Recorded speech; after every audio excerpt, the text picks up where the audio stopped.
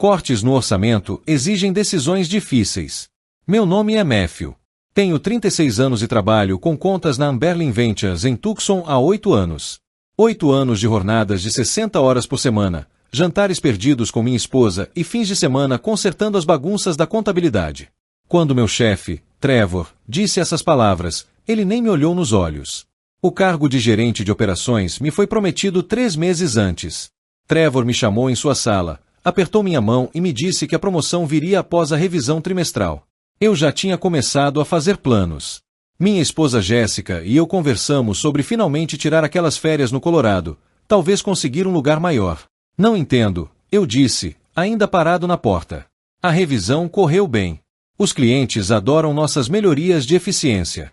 Trevor embaralhou papéis em sua mesa como se eu não estivesse lá. Reestruturação de toda a empresa.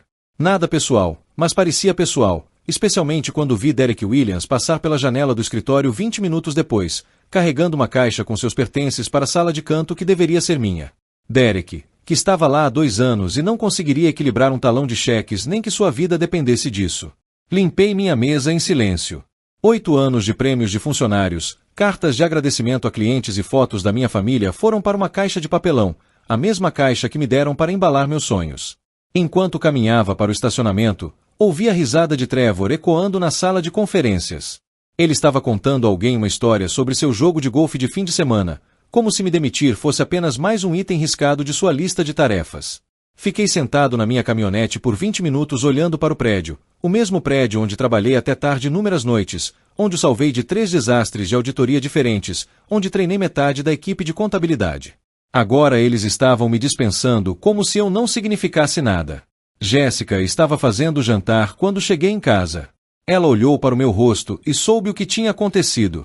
Eles deram a vaga para o Derek. Ela largou a colher e veio até mim. Sinto muito. Eu a abracei forte, mas algo frio se instalou no meu peito. Não se tratava apenas do emprego. Trevor olhou através de mim quando me deu a notícia, como se eu fosse descartável. Naquela noite, eu não conseguia dormir. Fiquei pensando nos números que tinha visto na mesa do Trevor na semana passada. Relatórios de receita que não correspondiam ao que eu vinha acompanhando. Pedidos de compra de equipamentos que nunca chegavam. Pequenas discrepâncias que não faziam sentido na época. Agora faziam todo sentido. Eu tinha começado na Amberlin Ventures recém-saída da faculdade, ansiosa para me provar no desenvolvimento imobiliário comercial. Trevor era diferente na época, mais jovem, mais ávido, mais disposto a ouvir ideias. Trabalhamos juntos para otimizar os sistemas financeiros deles, e eu o respeitava de verdade. A empresa era especializada em empreendimentos de shopping centers em todo o Arizona. Nada glamouroso, mas dinheiro estável. Meu trabalho era acompanhar os custos do projeto, gerenciar os pagamentos dos fornecedores e garantir que mantivéssemos a lucratividade. Eu era bom nisso, talvez bom demais. Ao longo dos anos, notei que o estilo de vida do Trevor melhorou mais rápido do que seu salário deveria permitir.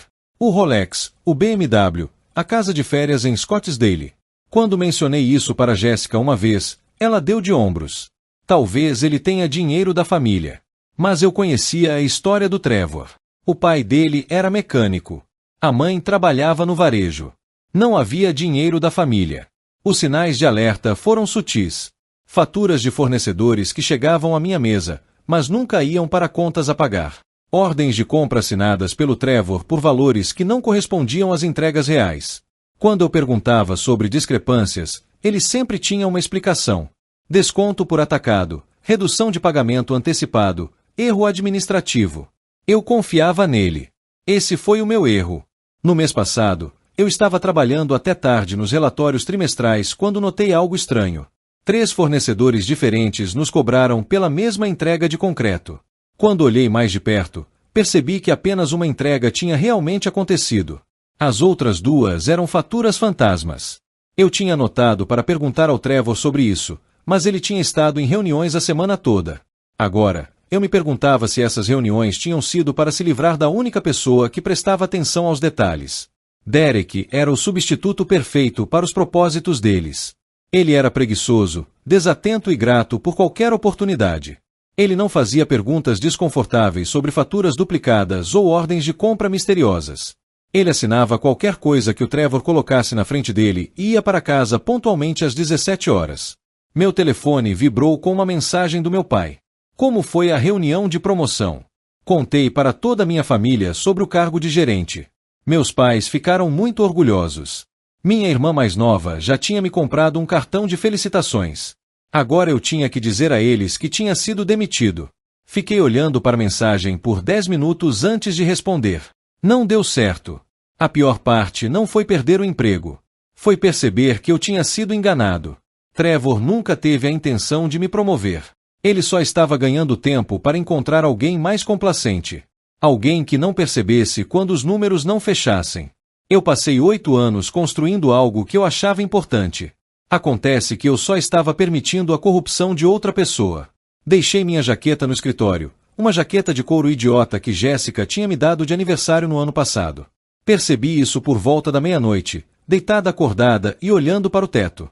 Vou buscá-la amanhã, disse a mim mesma. Mas algo me fez me vestir e dirigir de volta.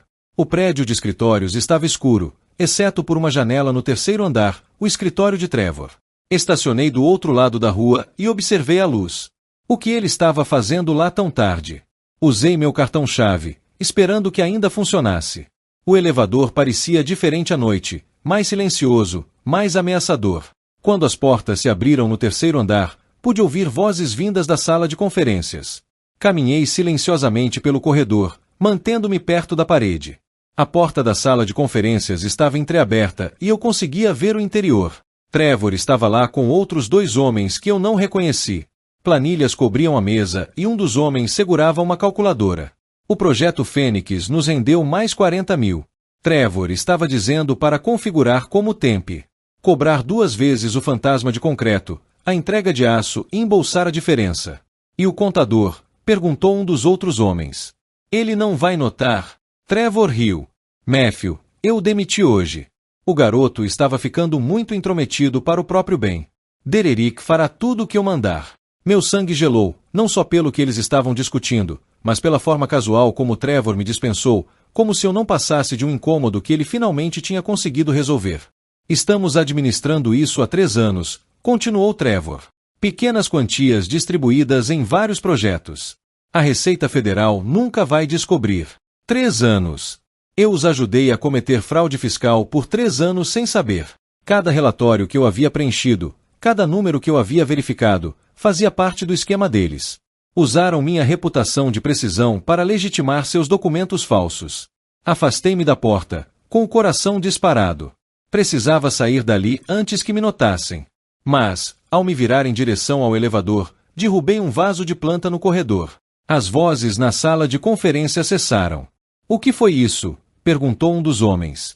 Desci correndo as escadas, passando pelo saguão, e fui até minha caminhonete. Voltei para casa em um dia, com as mãos tremendo no volante. Quando cheguei em casa, Jéssica estava dormindo. Sentei-me na cozinha, olhando para as minhas mãos.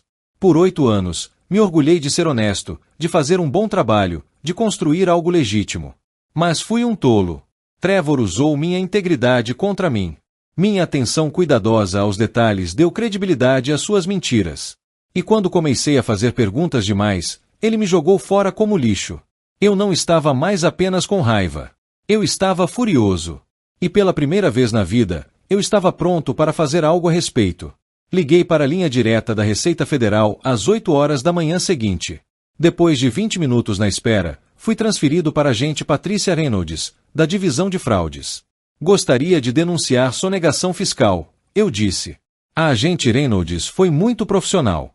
Ela anotou minhas informações e agendou uma reunião para a tarde.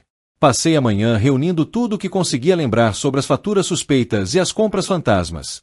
Sem acesso aos arquivos da empresa, tive que confiar na minha memória e nas poucas anotações pessoais que havia guardado. O escritório da Receita Federal no centro de Tucson era exatamente o que eu esperava. Carpete cinza, luzes fluorescentes e cheiro de café queimado. A agente Reynolds era uma mulher na casa dos 50 anos, com olhar aguçado e uma atitude objetiva.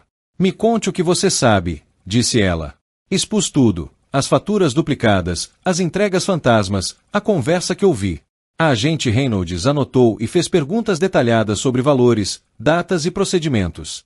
Isso é útil, disse ela quando terminei. Mas vamos precisar de documentação.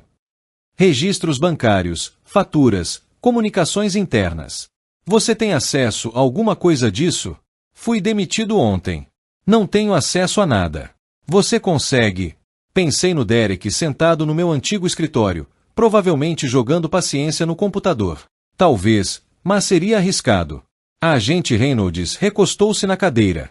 Sr. Johnson, o que o senhor está descrevendo pode representar centenas de milhares em impostos não pagos. Levamos isso a sério, mas sem provas concretas, é apenas a sua palavra contra a deles. Saí da reunião com o cartão da agente Reynolds e uma sensação de aperto no estômago. Eu tinha me desentendido com o Trevor, mas não havia conseguido nada. A Receita Federal precisava de provas que eu não podia fornecer. Naquela noite, liguei para o Derek. Nunca fomos próximos, mas tínhamos trabalhado juntos por tempo suficiente para sermos amigos. Matthew, cara, me desculpe pelo que aconteceu. Eu não fazia ideia de que eles planejavam te demitir. Não é sua culpa. Eu disse, escute, eu deixei algumas arquivos pessoais no computador. Nada importante, apenas alguns projetos antigos em que eu estava trabalhando em casa. Você poderia me enviar por e-mail? Claro. O que estou procurando? Dei a ele nomes de arquivos específicos, esperando que alguns dos meus relatórios antigos ainda estivessem no disco compartilhado. Se eu conseguisse acesso a pelo menos alguns dos documentos suspeitos, poderia ser o suficiente para a Receita Federal iniciar uma investigação de verdade. Derek me ligou de volta 1 hora depois. Que estranho, Matthew. Não consigo encontrar nenhum desses arquivos. É como se tivessem sido apagados do sistema. Meu coração apertou. Claro, Trevor tinha apagado tudo. Ele não era burro. Mas eu encontrei algo estranho, continuou Derek. Há uma pasta no servidor chamada Projetos Legados. É protegida por senha, mas o registro de data e hora mostra que foi criada ontem, logo depois que você saiu. Ontem, o mesmo dia em que Trevor me demitiu e eu ouvi a reunião deles. Ele passou a noite apagando seus rastros, movendo evidências para uma pasta segura. Derek, preciso que você tome cuidado. Não fuce em arquivos que você não deveria ver. Por quê?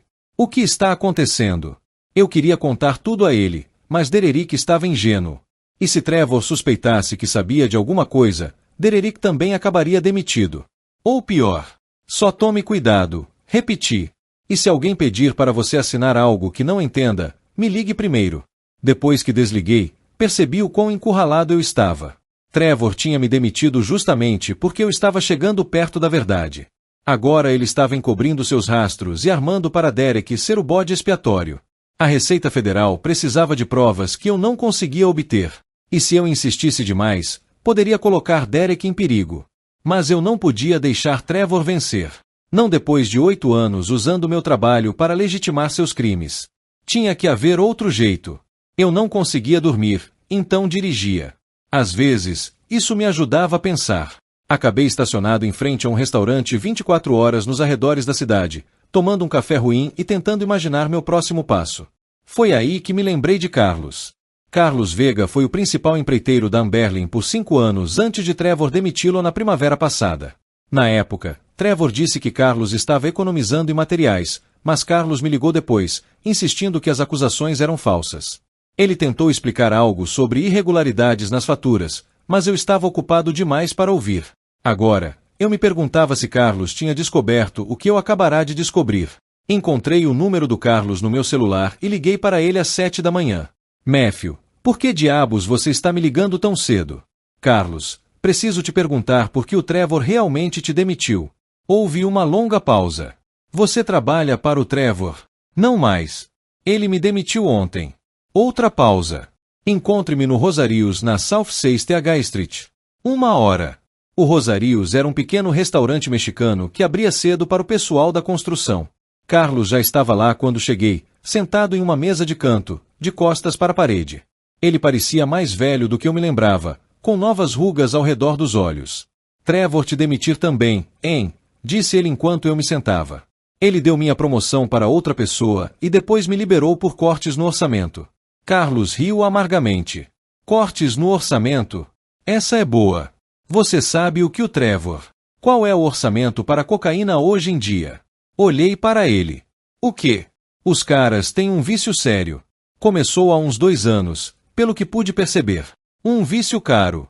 Você já se perguntou como ele consegue isso com o salário? As peças começaram a se encaixar.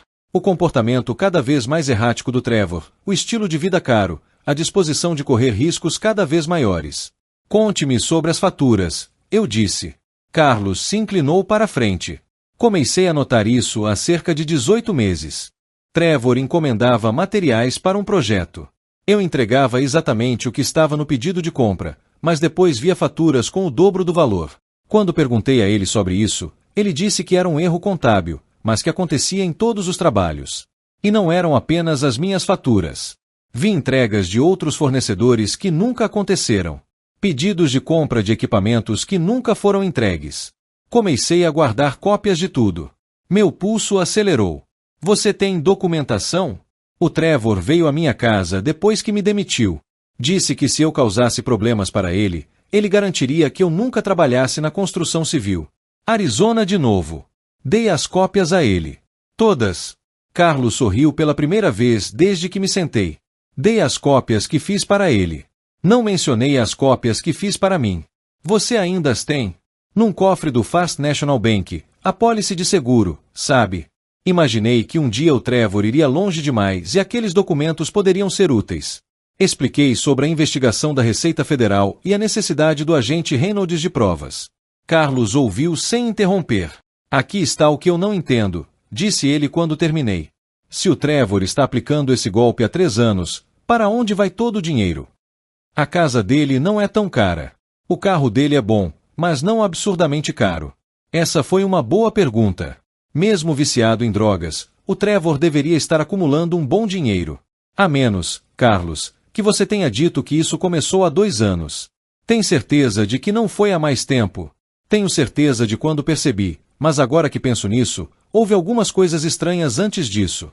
Entregas que não. Pedidos de correspondência. Pagamentos que chegaram mais rápido do que o normal. Talvez seja mais antigo. Muito mais antigo. E se Trevor estava nisso há anos, o dinheiro tinha que estar indo para algum lugar.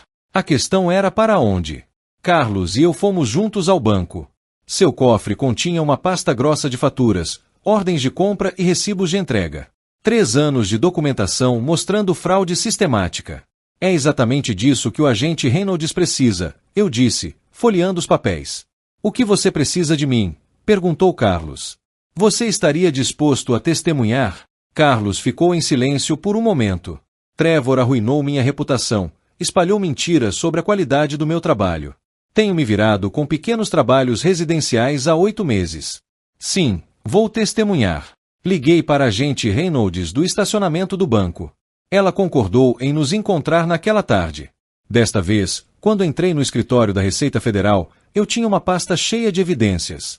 A agente Reynolds examinou os documentos cuidadosamente, fazendo anotações e fazendo perguntas detalhadas a Carlos sobre datas e procedimentos. Depois de 1 hora, ela se recostou na cadeira. Isso é substancial, disse ela. Definitivamente podemos abrir uma investigação formal, mas quero que vocês dois entendam uma coisa. Assim que iniciarmos este processo, a Amberlin Ventures estará sob escrutínio. Isso significa auditorias, entrevistas e, eventualmente, acusações criminais, se descobrirmos o que acho que vamos encontrar. Quanto tempo vai levar? Perguntei. Meses, talvez mais. E durante esse tempo, vocês não podem discutir esta investigação com ninguém. Isso inclui familiares, amigos e, especialmente, funcionários atuais da Amberlin. Pensei em Derek sentado no meu antigo escritório, assinando qualquer coisa que Trevor colocasse na frente dele. E quanto à proteção de funcionários inocentes? Seremos discretos em nossas investigações iniciais, mas assim que executarmos os mandados de busca, todos saberão. Depois da reunião, Carlos e eu voltamos ao Rosarios para jantar. Passamos 2 horas revisando tudo o que nos lembrávamos sobre a operação de Trevor. Carlos tinha insights que eu não tinha percebido, e eu tinha conhecimento financeiro que faltava a ele. Juntos, pintamos um quadro de fraude sistemática que já durava pelo menos 4 anos. Uma coisa ainda me incomoda, eu disse enquanto bebia minha segunda cerveja. O dinheiro. Mesmo viciado em drogas, Trevor deveria ter centenas de milhares escondidos em algum lugar. Talvez tenha. Talvez tenha contas em outros estados. Ou talvez. Carlos fez uma pausa. E se ele não for o único? Como assim? Aqueles dois caras com quem você ouviu. E se isso não for só uma operação do Trevor? E se Amberlin fizer parte de algo maior? Eu presumi que Trevor estivesse agindo sozinho, desviando dinheiro da própria empresa. Mas e se ele fizesse parte de uma rede maior? E se outras empresas estivessem envolvidas? Naquela noite, liguei para a agente Reynolds novamente. Agente Reynolds, ando pensando em uma coisa. E se não for só a Amberlin Ventures? E se houver outras empresas envolvidas? O que a faz pensar isso?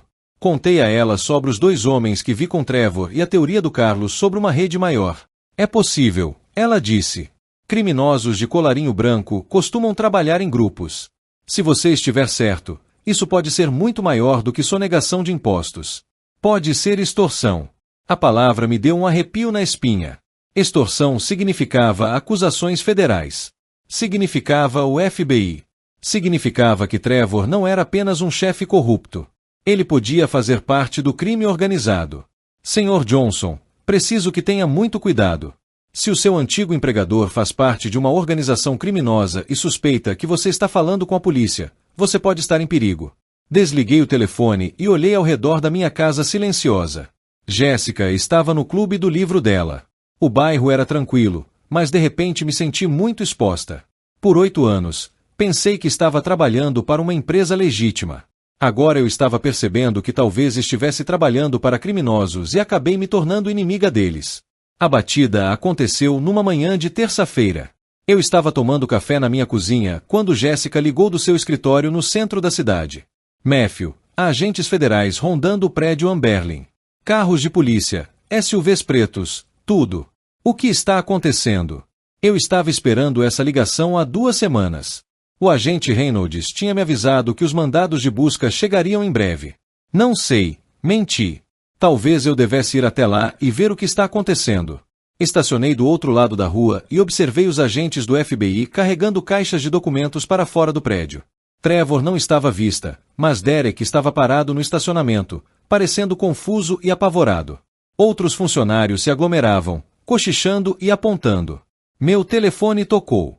Agente Reynolds, está acontecendo, disse ela. Encontramos tudo. Registros bancários, faturas falsificadas, comunicações com outras empresas. Seu ex-chefe fazia parte de uma rede que fraudou o governo em mais de $2 milhões. 2 milhões. Eu me senti mal pensando em quantas empresas legítimas poderiam ter usado esses contratos. Quantos trabalhadores honestos perderam seus empregos porque criminosos estavam cobrando menos que eles com dinheiro roubado. Onde está Trevor? Preso junto com seus 2 associados e 3 executivos de empresas parceiras em Phoenix e Flagstaff. Essa rede está operando há 5 anos. 5 anos. Quase tanto tempo quanto eu trabalhava lá. Pensei em todos os relatórios que preenchi, todos os números que verifiquei, todas as noites que passei me certificando de que tudo estava equilibrado. Eu os estava ajudando a parecer legítimos enquanto roubavam os contribuintes. Mas agora tinha acabado. O escritório de Trevor estava sendo esvaziado. Os discos rígidos de seu computador estavam sendo confiscados. Seus registros telefônicos estavam sendo intimados. Cada fatura, cada transferência bancária, cada documento falsificado estava sendo examinado sob um microscópio. Eu vi Derek ser escoltado até o carro de um agente federal para interrogatório. Ele não estava preso. O agente Reynolds confirmou que era uma vítima, não um perpetrador. Mas sua vida tinha acabado de virar de cabeça para baixo, e ele nem entendia o porquê. Trevor tinha usado nós dois. Derek como cúmplice involuntário, eu como legitimador involuntário. Nós dois éramos apenas ferramentas em sua empreitada criminosa. 20 minutos depois, vi o próprio Trevor sendo levado algemado. Mesmo do outro lado da rua, eu podia ver o choque em seu rosto. Ele se achava mais inteligente do que todos os outros. Ele achava que sua rede era intocável. Ele estava errado. O julgamento levou 8 meses. Testemunhei 2 vezes, uma para acusação e outra em um caso civil relacionado. Carlos testemunhou 3 vezes. Derek, que havia recebido imunidade em troca de sua cooperação, testemunhou sobre os documentos que lhe pediram para assinar depois que fui demitido. Trevor pegou 6 anos de prisão federal. Seus associados pegaram de 4 a 5 anos cada. Os outros executivos da empresa receberam sentenças semelhantes. O juiz ordenou a restituição integral, mas a maior parte do dinheiro roubado havia desaparecido. O vício em drogas de Trevor havia consumido mais do que imaginávamos. A Amberlin Ventures faliu durante a investigação. Derek conseguiu um novo emprego em um escritório de contabilidade no centro da cidade. Carlos abriu seu próprio negócio de empreiteiras e estava indo bem. A reputação que Trevor tentará destruir estava sendo lentamente reconstruída. Encontrei trabalho em uma organização sem fins lucrativos que fornecia moradia acessível. O salário era menor do que na Amberlin, mas o trabalho parecia limpo e honesto. Eu voltava para casa todos os dias sabendo que tinha ajudado famílias a encontrar lugares decentes para morar em vez de ajudar criminosos a roubar do governo. Jéssica e eu finalmente tiramos aquelas férias para o Colorado. Passamos uma semana caminhando no Parque Nacional das Montanhas Rochosas, respirando ar puro e conversando sobre o nosso futuro. O estresse da investigação tinha sido difícil para o nosso casamento, mas superamos isso juntos. Às vezes, eu passava de carro pelo antigo prédio da Amberlin. Estava vazio agora, com placas de aluga-se nas janelas. O estacionamento onde passei tantos anos indo e vindo estava rachado e cheio de mato. Parecia o que sempre fora por baixo da fachada profissional, vazio e corrupto. Passei 8 anos construindo algo que eu considerava importante. Acontece que eu estava construindo o império criminoso de outra pessoa. Mas, ao destruí-lo, encontrei algo mais valioso do que qualquer promoção que Trevor pudesse ter oferecido. Encontrei minha integridade. Trevor e seus associados cumpriram suas penas em uma prisão federal. Seus bens foram apreendidos para pagar uma indenização que eles nunca conseguiram cobrir integralmente. Derek lutou contra a culpa de participar sem saber, mas acabou reconstruindo sua carreira sobre uma base de dolorosa sabedoria. Os negócios de Carlos prosperaram à medida que sua reputação de honestidade se espalhava pela comunidade da construção. O caso se tornou um modelo para o processo federal contra redes de fraude na construção. Às vezes, a lição mais difícil é que aquilo que você pensava estar construindo nunca foi realmente seu, para começo de conversa.